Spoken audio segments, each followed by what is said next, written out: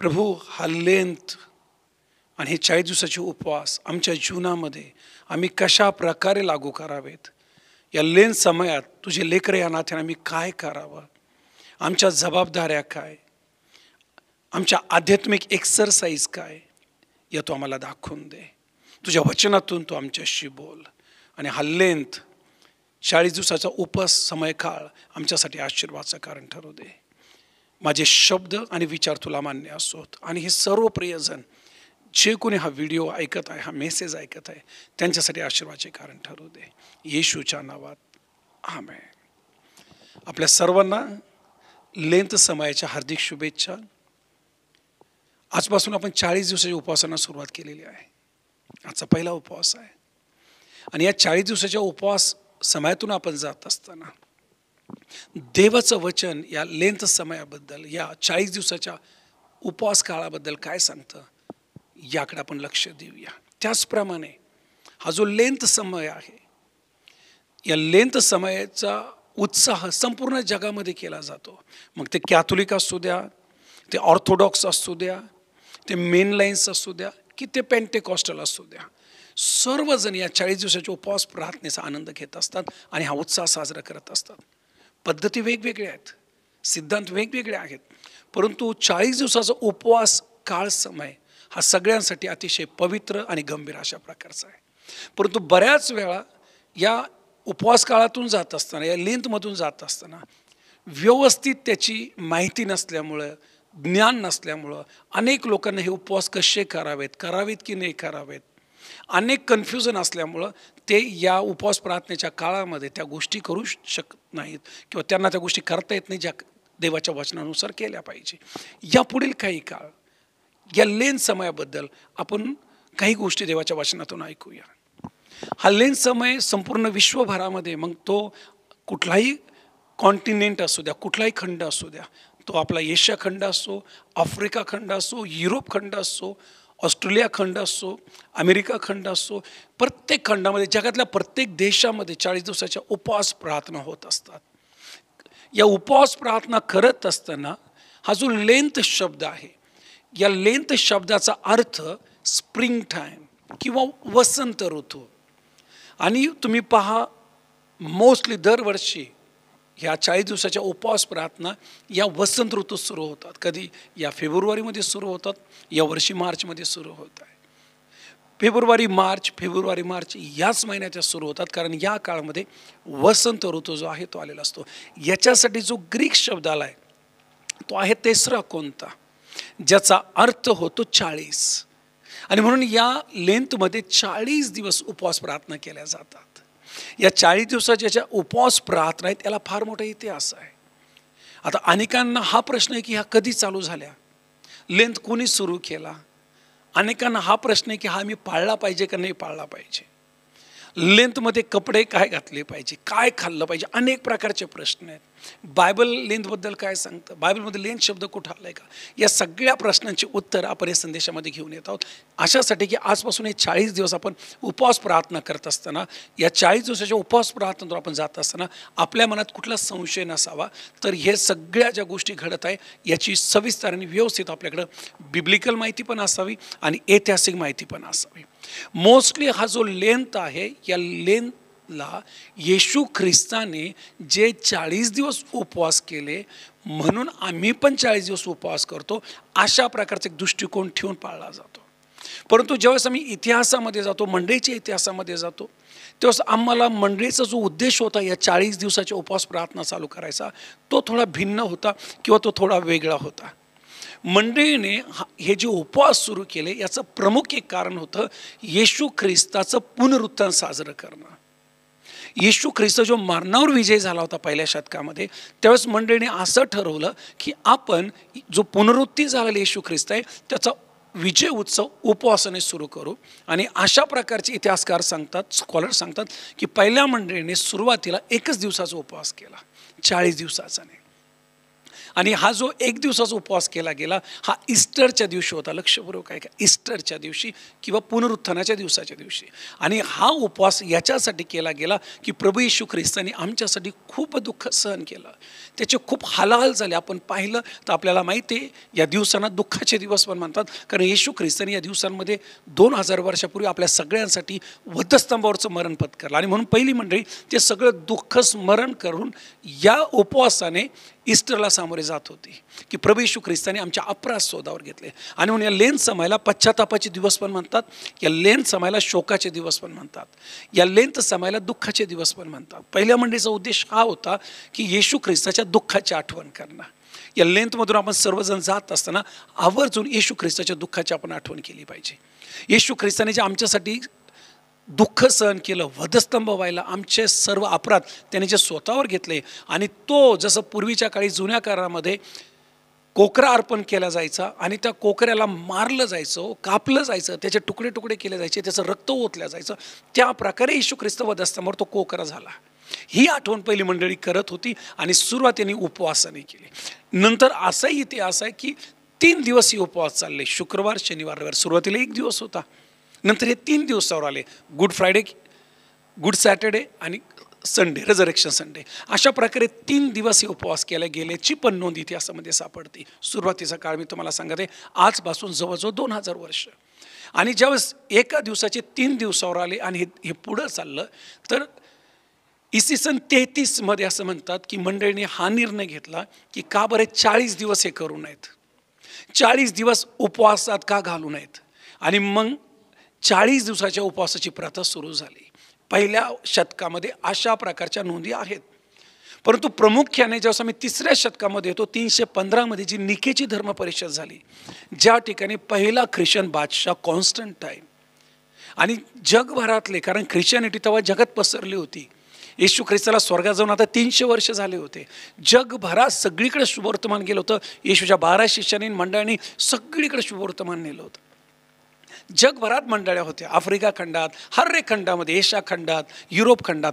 त्या सगळ्या मंडळांचे जे बिशप आहेत ते सगळे या धर्मपरिषदेत एकत्र आले, सगळे तत्त्वज्ञानी, थिओलॉजियन एकत्र आले आणि त्या ठिकाणी एक मोठी परिषद झाली. आणि त्या परिषदेमध्ये येशू ख्रिस्ताचं मरण म्हणजे गुड फ्रायडे, येशू ख्रिस्ताचा जन्म म्हणजे नाताळ आणि येशू ख्रिस्ताचं पुनरुत्थान म्हणजे ईस्टर, याच्यावर एक आध्यात्मिक चर्चा झाली, परिषद झाली, धर्मसभा झाली. आणि त्या ठिकाणी हा निर्णय घेण्यात आला की 40 दिवसाचे उपवास जे आहेत ते वसंत ऋतूमध्ये, वसंत ऋतूच्या काळात पाळण्यात यावेत. आणि तेव्हा तो डिसिजन घेतला आणि तेव्हापासून जगभरामध्ये हे 40 दिवसाच्या उपवास प्रार्थनेला सुरुवात झाली. पहिल्या मंडळीमध्ये किंवा पहिल्या काळामध्ये हे उपवास 40 दिवसाचे नव्हते, तर हे जवळजवळ 45 दिवसाचे होते. आणि याची सुरुवात बुधवारी होत नव्हती, जसे आज राखेचा बुधवार आहे, पहिला बुधवार आहे आणि आपण याची सुरुवात आज पहिल्या उपवासाने करत आहोत. पहिल्या मंडळीच्या उपवासांची सुरुवात किंवा या लेनची सुरुवात ही रविवारच्या उपवासाने व्हायची, रविवारी सुरू होत असायचं आणि मग ते पुढे 40 दिवस जायचं. परंतु 3ऱ्या शतकामध्ये हा निर्णय घेण्यात आला. आणि असंही सांगतात की 5व्या शतकामध्ये पोप गेरी यांनी पण याला परत रिकन्फर्म करून हा बुधवार ठरवला, ज्याला आपण आजचा राखेचा बुधवार म्हणतो. आणि मग बुधवार, रविवारचा बदल बुधवारमध्ये झाला आणि मंडळी बुधवारपासून हे उपवास प्रार्थना करू लागले. चला, ही थोडीशी हिस्ट्री मी आपल्यासमोर ठेवत आहे. अजून याला थोडंसं आपण खोलवर घेऊन जाऊया. ज्यावेळेस हे निर्णय घेतो ते 40 दिवसाचे उपवास, तर याच्यामधून रविवार जो आहे तो एक्सक्लूड केला गेला, रविवार वेगळा केला गेला. आणि म्हणून या लेन समयामध्ये मंडळ्या रविवारी उपवास धरत नाही, बाकी सोमवार ते शनिवार उपवास असतात, रविवारला ते स्किप करतात. जर रविवार धरले तर परत हे 46 दिवस होतात, 45 ते 46 दिवस हे होतातच होतात. आणि म्हणून हे जे स्लाईड बदल झाले, वेळ प्रसंगानुसार वेगवेगळे डिसिजन घेण्यात आले. परंतु प्रमुख उद्देश जो होता सुरुवातीच्या मंडळीच्या उपवासाचा तो हा होता, येशू ख्रिस्ताचं रेझरेक्शन, येशू ख्रिस्ताचं पुनरुत्थान सेलिब्रेट करणं, येशू ख्रिस्ताचं मरण सेलिब्रेट करणं आणि येशू ख्रिस्ताने अखिल मानवजातीसाठी काय केलं, उपवास ठेवून गंभीर होऊन प्रार्थना करून देवाच्या पायाजवळ वेळ घालवणं. आणि म्हणून हा लेंथ आपण सर्वजण सेलिब्रेट करत असताना पाळायचा नाही पाळायचा मला त्याच्यात जायचं नाही, परंतु हे निश्चित आहे की आपण सर्वजण ईस्टर सेलिब्रेट करतो. आपण सर्वजण ह्या उपवासाच्या काळामध्ये येशू ख्रिस्ताच्या मरणाची दुःखाची आठवण करतो. आणि हे काय बायबलच्या बाहेर नाही, बायबलमध्येच आहे. येशू ख्रिस्ताने दुःख सहन केलं, त्याचे हालाल झाले, तो मेला. ही सगळी आठवण या दिवसात करत असताना महत्त्वाची गोष्ट मला आपल्यासमोर ठेवू द्या की एकच प्रमुख आमचा उद्देश असला पाहिजे की येशू ख्रिस्ताने माझ्यासाठी, माझ्या कुटुंबासाठी आणि माझ्या देशासाठी वधस्तंभ वाहिलेला आहे. या लेंथमधून जाताना कुठली रूढ परंपरा नको आहे.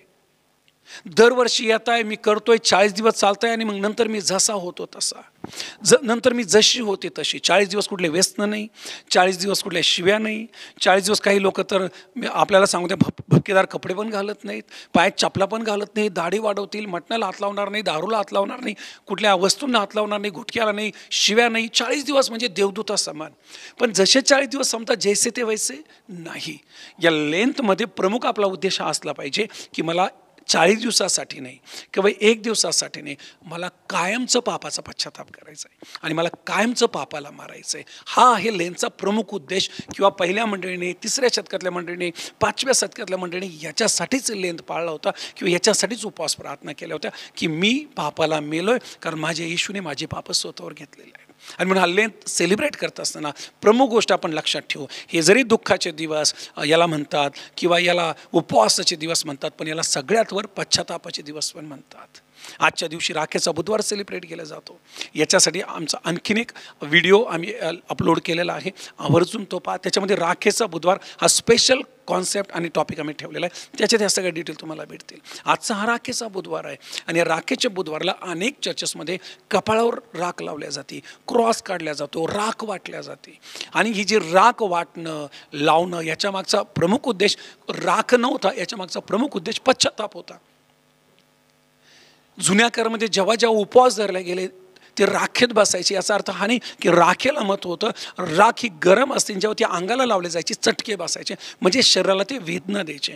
पण येशू ख्रिस्ताने स्वतः सगळी राख आपण पाहतो, सगळे कष्ट, सगळ्या गोष्टी स्वतःवर घेऊन आपले दुःख हरण केलेले आहेत. आणि म्हणून आता राख म्हणा किंवा बाकीच्या गोष्टी म्हणा किंवा या आउटवर्ड गोष्टी म्हणा, याच्यात न पडता आपलं जे हृदय आहे ना, आपलं जे मन आहे, जीव आत्मा शरीर आहे, तो प्रभूला समर्पित करणं आणि कायमचं पापाला मारणं, हा आहे लेंथचा प्रमुख उद्देश. बरं, अजून आम्हाला महत्त्वाची गोष्ट पाहायला मिळते. हा जो लेंथ आहे, हा लेंथ प्रभू येशू ख्रिस्ताच्या प्रेमाची आणि बलिदानाची आठवण म्हणून पाळला जायचा किंवा म्हणून याची सुरुवात झाली. येशू ख्रिस्ताने आमच्यावर किती प्रेम केलं आणि येशू ख्रिस्ताने ते प्रेम फक्त शब्दाद्वारे नाही केलं, तर आपला प्राण पण त्याच्यासाठी दिला, आपलं जीवन पण त्यांनी बलिदान केलं. त्यांनी म्हटलं, पहा मी उत्तम मेंढपाळ आहे आणि उत्तम मेंढपाळ आपल्या मेंढरांकरता प्राण देतो. आणि मी पाहतो आजपासून 2000 वर्ष मागं येशू ख्रिस्त वधस्तंभावर गेला, आमच्या सर्व मानव जातीचं पाप त्याने स्वतःवर घेतलं आणि तो पापाचा किंवा अर्पणाचा कोकरा झाला आणि तो आमच्यासाठी मरण पावला. आणि म्हणून पहिली मंडळी किंवा सुरुवातीच्या काळामध्ये येशू ख्रिस्ताने केलेलं प्रेम आणि त्यांनी केलेलं बलिदान याची आठवण म्हणून लेंथची सुरुवात झाली होती. आजचा लेंथ कोणता आहे? आजचा लेंथ कपड्याचा लेंथ नाही बनला ना, आजचा लेंथ सवयींचा लेंथ नाही बनला ना, आजचे उपवास हे फक्त दाखवणारे किंवा फक्त 40 दिवसापूर्वी तर नाही बनले ना, आजचे उपवास जे आहेत हे फक्त कुठेतरी रूढी परंपरा तर नाही गुंतले ना.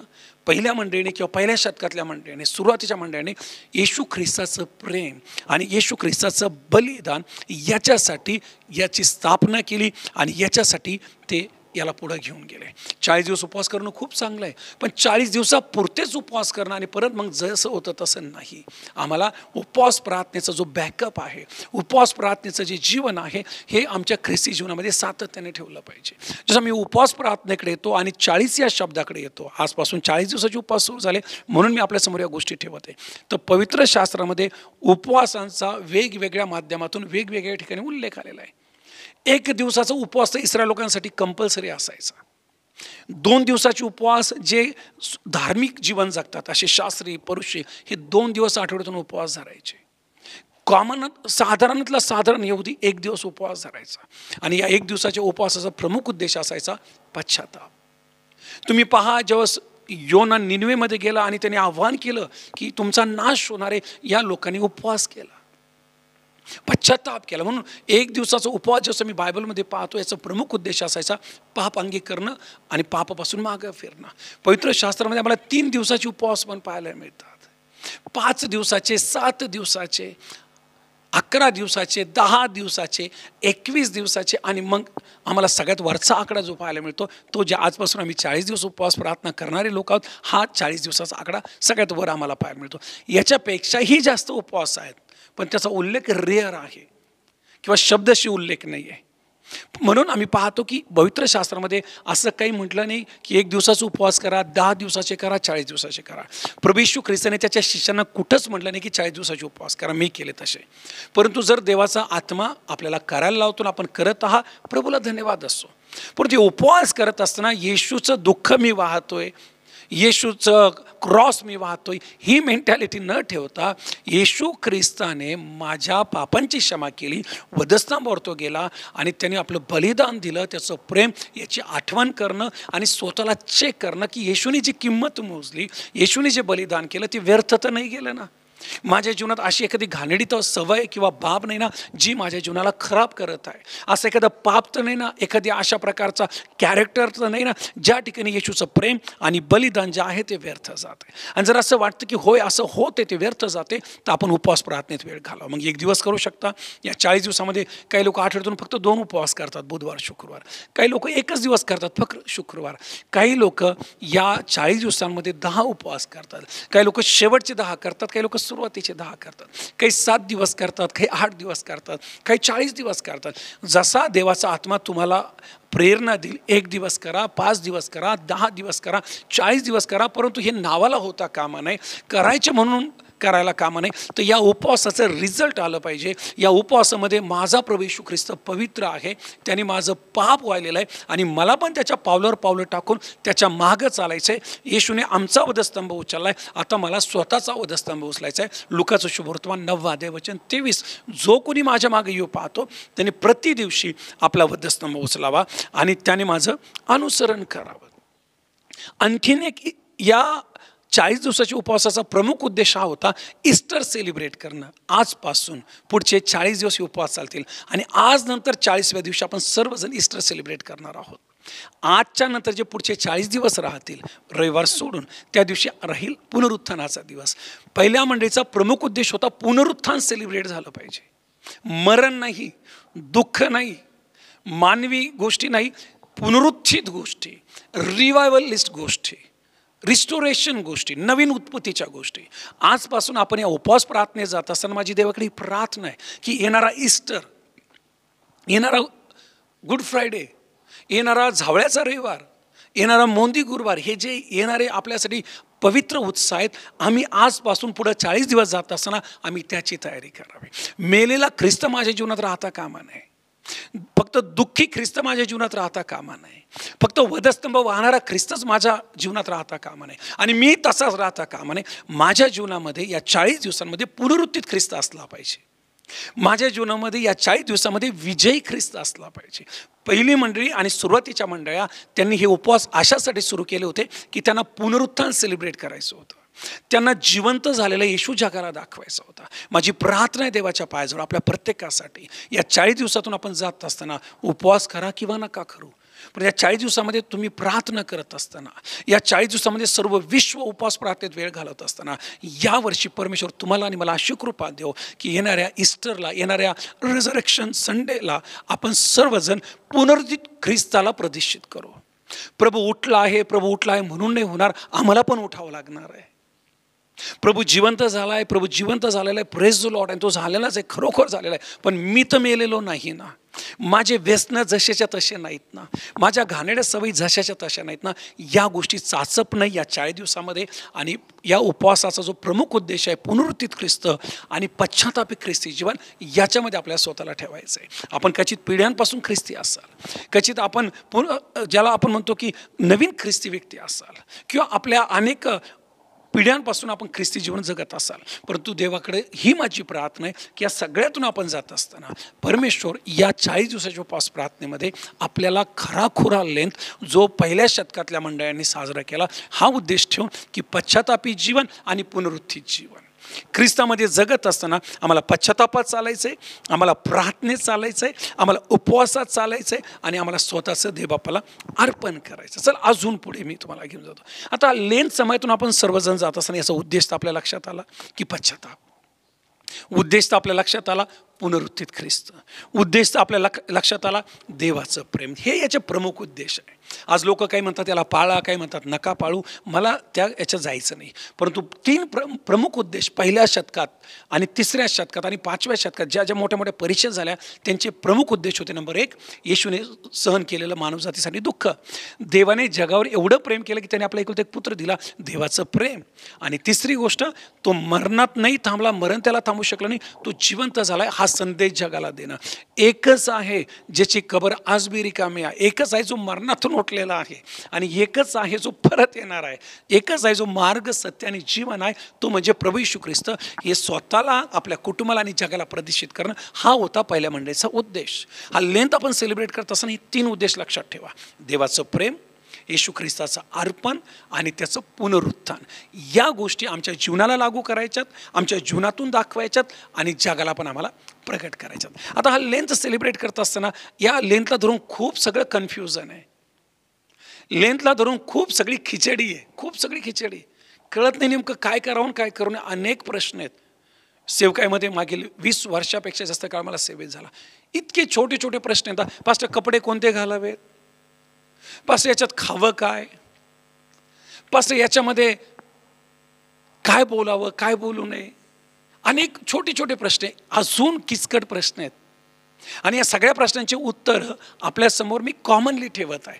पहिला जो भाग आहे यामध्ये की आम्ही पाळावा का पाळू नये. अनेक लोकांना असं म्हणणं की नाही पाळलं पाहिजे, नका पाळू, हे ख्रिस्ती पद्धत नाही आहे, ह्या रूढी परंपरा आहे आणि या ख्रिस्ती मंडळीने आणलेल्या या रोमन लोकांच्या पद्धतीत या पॅगन सिस्टम आहे. मी आपल्याला आत्ताच सुरुवातीला जर हा संदेश तुम्ही पूर्ण ऐकला असेल तर तुमच्या लक्षात आलं असेल की पहिल्या शतकात मंडळींनी ही सुरुवात केली, मंडळींनी उपवास केले, मंडळींनी उपवास करून येशू ख्रिस्ताचं पुनरुत्थान आठवलं. त्याच्यामुळे इकून तिकून याचा काही संबंधच येत नाही. त्याच्यानंतर मी पाहतो 3ऱ्या शतकात परत मंडळीची सगळ्यात मोठी धर्मपरिषद झाली. तिथं हा निर्णय घेण्यात आला की येशू ख्रिस्ताचं मरण, येशू ख्रिस्ताचं बलिदान, देवबापाचं प्रेम, येशू ख्रिस्ताचा जन्म, येशू ख्रिस्ताचं पुनरुत्थान हे मंडळींनी पाळलं पाहिजे. पाळलं पाहिजे म्हणजे त्याची आठवण केली पाहिजे आणि त्याची आठवण ही लगातार ते करत राहिली पाहिजे, ज्याला आम्ही सुवार्थ पण म्हणतो. येशूचं जगात येणं, मनुष्य बनणं, सेवा करणं, मरणं, उठणं, स्वर्गात जाणं, परत येणं, ही आहे सुवार्ता. आणि मंडळीने हाच निर्णय घेतला सुरुवातीला की सुवार्ता आहे. काय आहे ईस्टर? सुवार्ता. काय आहे येशूचा उपवास? सुवार्ता. काय आहे येशूचा जन्म? सुवार्ता. काय आहे येशूचं मरण? सुवार्ता. काय आहे येशूचं पुनरुत्थान? काय आहे? ही आहे सुवार्ता. आणि म्हणून हा लेंथ जो आहे हा एक सुवार्तेचा भाग आहे प्रियांनो. ही जे उपवास प्रार्थना आहे ह्या सुवार्तेचा भाग आहे. येणारं पुनरुत्थान हा सुवार्तेचा भाग आहे. आणि म्हणून हे कुठले पॅगन सिस्टम नाही आहे आणि हे पाळू नये असं लांबपर्यंत विचार करू नका. हा याच्या जरी एखादी अशी गोष्ट आहे ज्याला बायबल त्या ठिकाणी सपोर्ट करत नाही, त्या गोष्टी जरूर टाळाव्यात, त्या गोष्टी बिलकुल यात आणू नये. पण उपवास प्रार्थना, बायबल हे उपवास प्रार्थनेचं पुस्तक आहे. उत्पत्तीपासून प्रकटीकरणापर्यंत तुम्हाला उपवास प्रार्थनाच पाहायला मिळतील. मग त्या 40 दिवसात करा किंवा वर्षभरात कधीही करा. 40 दिवस करा, 4 दिवस करा की 1 दिवस करा, पण उपवास प्रार्थना जेव्हाही करताल त्याला आपण पवित्रपणे आणि देवाच्या गौरवासाठी पाळलं पाहिजे. आणि म्हणून आम्ही लेंथ पाळावा का? होय, जरूर पाळावा, पण कोणत्या पद्धतीने? बिब्लिकल पद्धतीने, वचनानुसार. आमच्या पूर्वजांनी जसा पाळला तसाच पाळावा, त्याच्यात गडबड होता कामा नये. जर तुम्हाला नाहीच पाळायचा, नका पाळू. कुठं म्हटलं का पाळा? येशू ख्रिस्ताने कुठं आग्रह केला का 40 दिवस उपवास करा? नाही. पण जो एखादा कुठला भाऊ किंवा बहीण करत असेल त्याला नाव ठेवत बसू नका. याला ख्रिस्ती मंडळी म्हणत नाही, हे आमचं काम पण नाही. एखादा करतोय त्याच्याबद्दल देवाला धन्यवाद, तिच्याबद्दल देवाला धन्यवाद. तुम्हाला होत नाही काही, त्याच्याबद्दल जवळ फळ नको आहे, काही त्याच्याबद्दल वाईट वाटायला नको. मी पण करणार नाही, तुला पण करू देणार नाही, ही सैतानी वृत्ती आहे. आणि म्हणून याच्यात आपल्याला पडायचं नाही. तुम्ही करत आहात, देव तुम्हाला खूप आशीर्वाद देऊ. तुम्ही नाही करत आहात तरी देव तुम्हाला आशीर्वाद देऊ आणि तुम्हाला ती कृपा देऊ की हा जो लेंथ आहे हे ज्या उपवास प्रार्थना का सुरू झाला हे समजून घेण्यासाठी. आणि म्हणून याला पाळलं पाहिजे का? हे केलं पाहिजे का? जरूर केलं पाहिजे. बिब्लिकल पद्धतीने उपवास प्रार्थना झाल्याच पाहिजे, पश्चाताप झालाच पाहिजे. येशू ख्रिस्ताच्या दुःखाची, येशू ख्रिस्ताच्या जन्माची, येशू ख्रिस्ताच्या पुनरुत्थानाची, येशू ख्रिस्ताच्या परत येण्याची आठवण झालीच पाहिजे. लक्षात घ्या. आणि हे करत असताना आम्ही हा उपवास, हे उपवास पाळत असताना येशूचा वधस्तंभ, इन अ सेन्स येशूने जो वधस्तंभ व्हायला तो वाहत नाही बसायचा. येशूने आपल्याला आपला वधस्तंभ व्हायला लावला आहे, पश्चाताप करायला लावला आहे, घाणेरड्या सवयी सोडायला लावल्या. जर तुम्ही उपवास करत असाल आणि उपवास करूनही जर व्यसन सुटत नसतील, जर आपण हे उपवास प्रार्थना करू आणि हे उपवास 40 दिवसाच्या काय 400 दिवसाच्या करा आणि ते करून जर काही बदल होत नसतील, ते व्यसन जात नसतील, त्या सवयी जात नसतील, तो स्वभाव बदलत नसेल, तर प्रियांनो व्यर्थ जाईल. आणि मग लोक नाव ठेवतील काय झालं, आणि मग म्हणतील न केलेलं बरं. आणि म्हणून मी तुम्हाला आग्रह करतो, जर तुम्ही या 40 दिवसाची उपवास प्रार्थनेत जातात तर स्वतःला प्रभूला समर्पित करा आणि कधी केलं नाही अशा उपवास प्रार्थना या 40 दिवसाच्या उपवासामध्ये करा. दुसरा प्रश्न आहे, हे बिब्लिकल आहे का? हे जे 40 दिवसाचे उपवास आहे, कुठं लिहिलं आहे बायबलमध्ये 40 दिवसाचे उपवास करा? असे प्रश्न येतात आणि प्रश्न असे आलेच पाहिजे. मी परत आपल्याला सांगतो, बायबलमध्ये कुठेही लिहिलेलं नाही की 40 दिवसाचे उपवास करा, परंतु मॅक्झिमम लोक हे 40 दिवसाचे उपवास का करतात माहिती आहे का? त्यांना असं वाटतं येशू ख्रिस्ताने पण 40 दिवसाचे उपवास केले. स्वतः येशूने पण म्हटलं नाही की तुम्ही 40 दिवसात, शिष्यांना म्हटलं नाही तुम्ही करा म्हणून. आणि म्हणून या गडबडीत पडू नका. बायबलमध्ये आम्ही पाहतो मोशेने पण 40 दिवस उपवास केले, इलियाने पण 40 दिवस उपवास केले. आणि फक्त 40च नाही, बायबलमध्ये वेगवेगळ्या लोकांनी, नेहमीने काही दिवस उपवास केले, इज्राने काही दिवस उपवास केले, एस्तरने काही दिवस उपवास केले, दानिएलने जवळजवळ 21 दिवस उपवास केले, पाऊलाने तर खूप उपवास केले. आणि एका ठिकाणी तो म्हणतो मी 14 दिवस अन्न खाल्लं नाही. आणि स्वतः येशू ख्रिस्ताने 40 दिवस उपवास केले. म्हणून 40 दिवसच तुम्ही केले पाहिजे, 40 दिवसच करा अशा प्रकारचा फोर्स बायबल कुठं करत नाही. पण 1 दिवस करा, 2 दिवस करा, 10 दिवस करा, जसं तुम्हाला वाटेल. सध्या आम्ही 365 दिवस उपवास प्रार्थना करतो भारत देशासाठी, आणि आज आमचा 301वा दिवस आहे. कुठं लिहिलं बायबल 300 दिवस करा नाही, परंतु देवाचा आत्मा जसं प्रेरणा देईल तसं करत चला. 1 दिवस करा, 10 दिवस करा, परंतु या कॉन्ट्रोवर्सीमध्ये नका जाऊ. बायबलमध्ये कुठं लिहिलं नाही आणि मग मी एक पण करणार नाही. तू एक पण करणार नाही आणि तू कधीच एक पण करणार नाही, समोरच्याला पण करू देणार नाही, असं होतं कामा नये. माझ्या बहिणी, माझ्या भावा, जर कोणी करतोय त्याला बायबलमध्ये उपवास कसा केला पाहिजे, त्या उपवासाचं महत्त्व काय, याचं शिक्षण जर तुमच्याकडे असेल तर तुम्ही देऊ शकता. जर नसेल तर तो जे करतोय त्याच्यासाठी प्रार्थना करा. आणि जर तुम्हालाही करायचं आहे तर तुम्ही पण उपवास प्रार्थनेत वेळ घालवा. नंबर 2, हे बिब्लिकल आहे का? होय, जरूर बिब्लिकल आहे. जरी तुम्ही करा अशा प्रकारचा उल्लेख तुम्हाला नाही सापडला, पण कोणी केलेत हा उल्लेख तर जरूर आहे. जर पवित्र आत्मा तुम्हालाही अनुग्रहित, असं काही फक्त मोशेने केलेत, एलियाने केले, येशू ख्रिस्ताने केले आणि बाकी कोणीच करू नये असं पण लिहिलेलं नाही आहे. असं लिहिलं का कुठं की त्यांनी केलंय बरं का, आता तुम्ही कोणीच करू नये, असं पण लिहिलं नाही. उलट येशू ख्रिस्ताकडे ज्यावेळेस शास्त्री आणि पुरुष आले आणि ते म्हटले योहानाचे शिष्य उपवास करतात, आम्ही उपवास करतो, तुमचे शिष्य तर उपवास करत नाही. येशू ख्रिस्ताचं खूप गंभीर वाक्य होतं, लक्षपूर्वक आहे का? येशूने म्हटलं जोपर्यंत वऱ्हाड्यांबरोबर वर किंवा नवरदेव आहे तोपर्यंत त्यांना उपाशी राहायची गरज नाही, पण एक असा वेळ येईल की वर उचलल्या जाईल. म्हणजे येशू ख्रिस्त मरेल, पुनरुत्थान होईल आणि तो जाईल, तेव्हा हे उपवास करतील. आता माझ्याकडं त्या सगळ्या गोष्टी तुमच्या समोर ठेवायला वेळ नाही आहे किंवा तो माझा विषय नाही, परंतु मी तुमच्यावर असे काही लोक ठेवू शकतो की ज्यांनी कितीतरी वर्ष उपवास प्रार्थना केल्या, कितीतरी वर्ष, कितीतरी दिवसाचे, 40 दिवस अन्न पाण्याशिवाय उपवास करणारे लोक मी पाहिलेत. 70 दिवस अन्न पाण्याशिवाय उपवास करणारे लोक इतिहासामध्ये आहेत, ज्यांनी मोठं संजीवन आणलं. आणि म्हणून जसा देव तुम्हाला कृपा देईल तशी उपवास करा. कारण बायबलमध्ये जर असं लिहिलं नाही की 40 दिवस करा, तर असं पण लिहिलं नाही करू नका. 40 शब्दात गुंतू नका. परंतु जर 40 दिवसाच्या पहिल्या पूर्वजांनी मंडळींनी ही रीत लावून दिली आणि कोणी करतंय तर त्याचा विरोधही करू नका. हा, जर त्याच्या उपवास प्रार्थनेत काहीतरी जे देवाला न आवडणाऱ्या गोष्टी, तर प्रेयर करा प्रभू त्यांना असाव्यात म्हणून. चला, पुढचा जो प्रश्न आहे, याच्यात काय खावं, काय घालावं आणि काय प्यावं. पवित्र शास्त्रामध्ये जेव्हाही तुम्ही उपवास करणाऱ्या लोकांचा अभ्यास कराल तर प्रामुख्याने त्यांनी उपवासामध्ये जगी गोष्टी टाळलेल्या आहेत. मग त्यात खाणं आलं, चांगले भपकेदार कपडे घालणं आलं आणि मजा करणं आलं.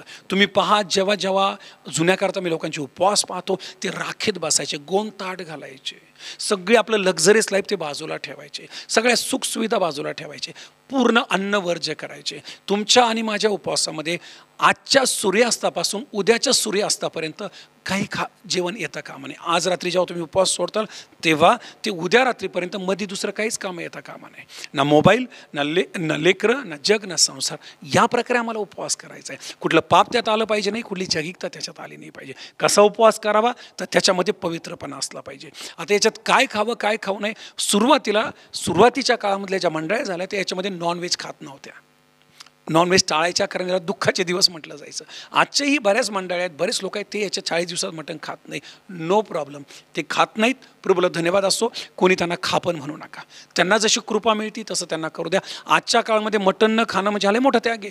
आणि जर एखादा खात नसेल, एखादा परिवार नको म्हणतो, तर त्यांना हे नका म्हणू कुठं लिहिलं आहे बायबलमध्ये आणि का असं वागतात, त्यांचं त्यांच्या हातात सोड द्या. देव त्यांना ती कृपा देत आहे. परंतु याचा अर्थ असा पण नाही की तुम्ही याच्यामध्ये नॉनव्हेज खाऊ नये.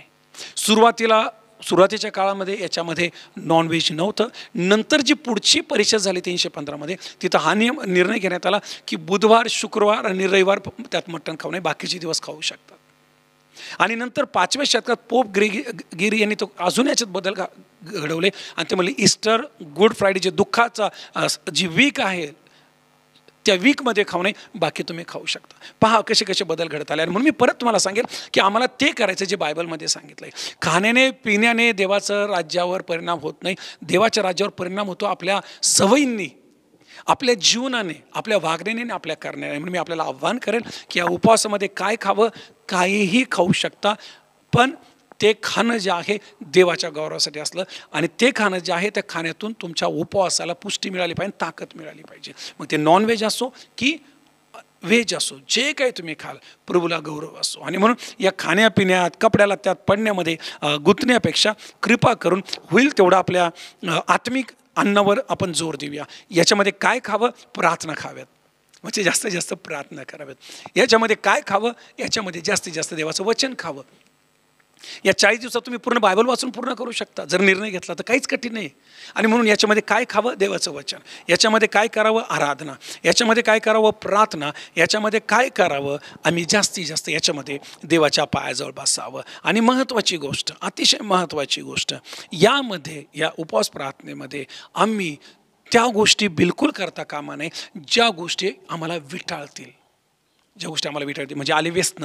काही लोक या 40 दिवसाच्या उपवासामध्ये आपली दारू चालू ठेवतील, आपल्या तंबाखू चालू ठेवतील, आपल्या मिसळ चालू ठेवतील आणि आपल्या बाकीच्या घाणेरड्या सवयी चालू ठेवतील. हे उपवास देवाला मान्य होतील का? कधीच नाही.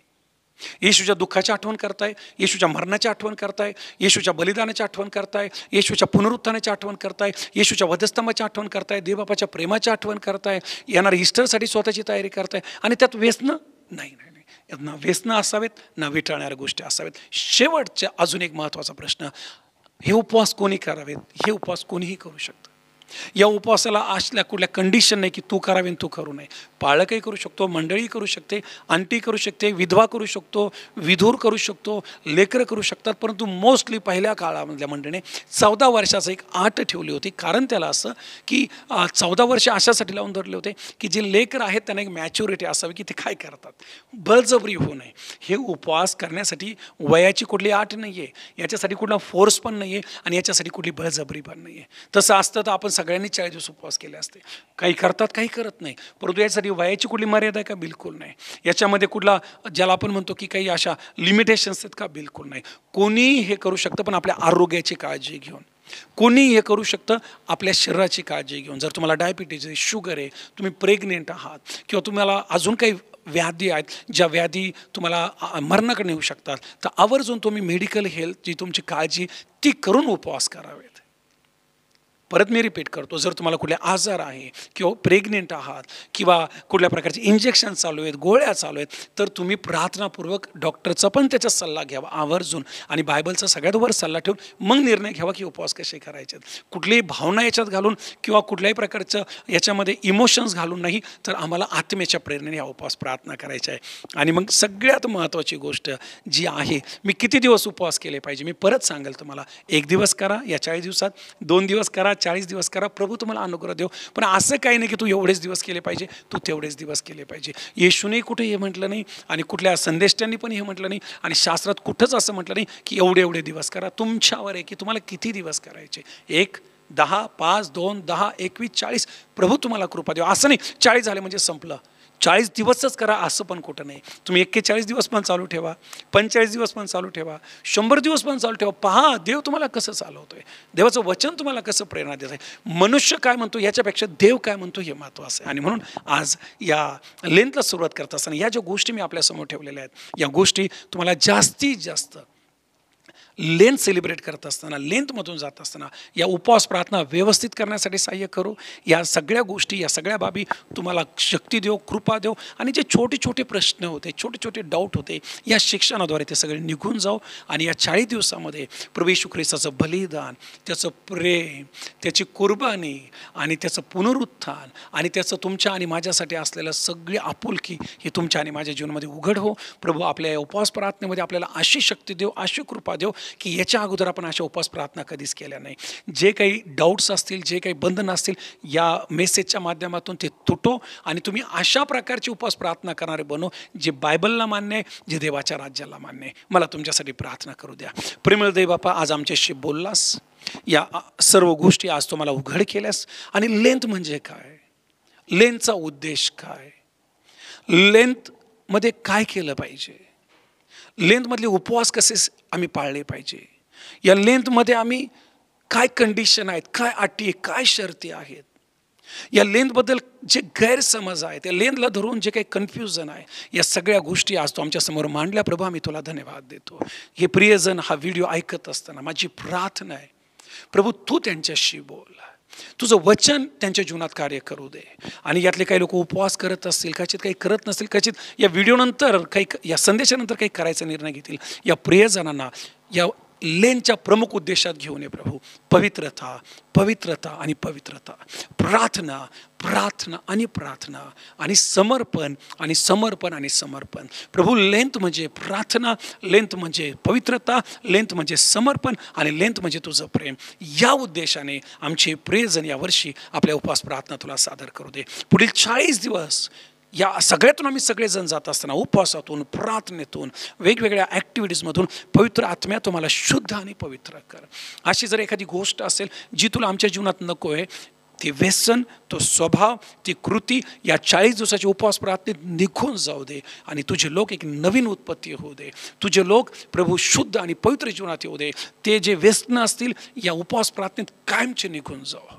त्या घाणेरड्या सवयी असतील या उपवास प्रार्थनेत कायमच्या निघून जावं. जर एखादा आजारी पाजारी असेल या उपवास प्रार्थनेच्या काळात प्रभू येशू तुझा हात त्यांना बरं करो. एखादा जर तुझ्यापासून दूर गेलेला असेल, आत्मिक जीवनात पडलेला असेल, विझलेला असेल, या उपवास प्रार्थनेत ते पेटवले जावं.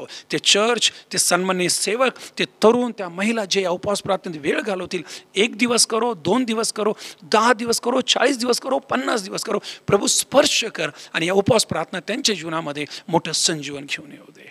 प्रार्थना ऐकल्याबद्दल मी तुला धन्यवाद देतो आणि प्रार्थना मी येशूच्या नावात करतो. आमेन, आमेन. God bless you. प्रभू तुम्हाला आशीर्वादित करो. जीवन बदलणारे संदेश, आपल्याला आशा देणारे संदेश आणि आपल्याला देवाच्या जवळ नेणारे संदेश ऐकण्यासाठी आमचं जे यूट्यूब चॅनल आहे पास्टर दीपक थोरात या नावाने, या चॅनलला सबस्क्राईब करा, लाईक करा, इतरांपर्यंत शेअर करा. याद्वारे आपल्या जीवनामध्ये मोठ्या गोष्टी झाल्याशिवाय राहणार नाही. God bless.